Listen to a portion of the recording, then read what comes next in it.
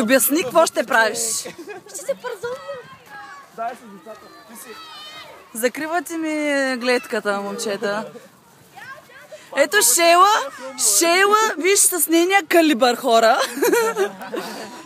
Пати, виж наоколо. 1,50 на 2. Да, 40 кг с напикани каши. От тук просто няма как се качаш. Точно това мислех и аз. Как ще се качиш от тук, бе? Няма ли да може? Ще можеш ти. Спайдърмен ли си ти, какво си? Шейло!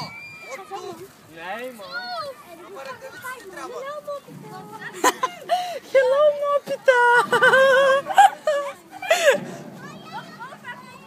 Гъзели, Мади? Мило, ти виж, че са един размер с тях. То по-скоро хело, мопи!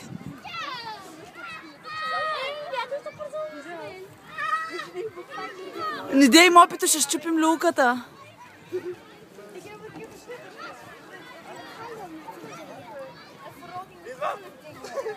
Аман, другия 1,50 на 2.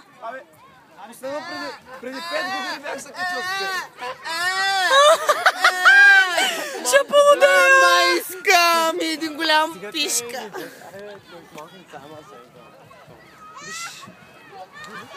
Къде е Шейла? Мило, мятай ми! Губи се с децата. Ще чупиш очилата. Детска радост, куклен театър. Да.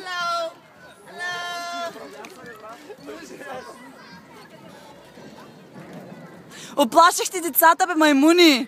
Те нямат може да се качат. Шейла!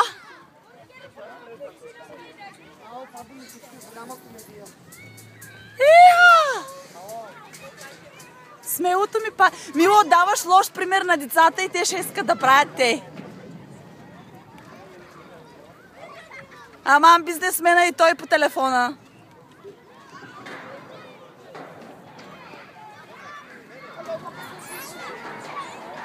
Маймуно, децата ще те видят и те ще искат да правят те.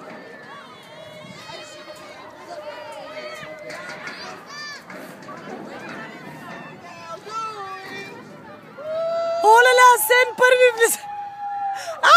Не мога да повярвам.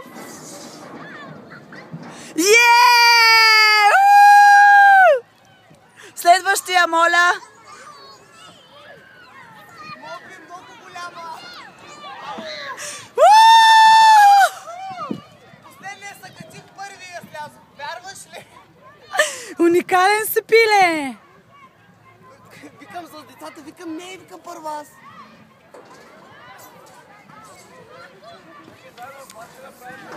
Ой, порязали са пази. Защото самата жега, просто си сгорях ръката. Ой, милото ми то, ще го изпапам. Кой е следващия? Майче. Ай, Ридванчо. Шейла идва.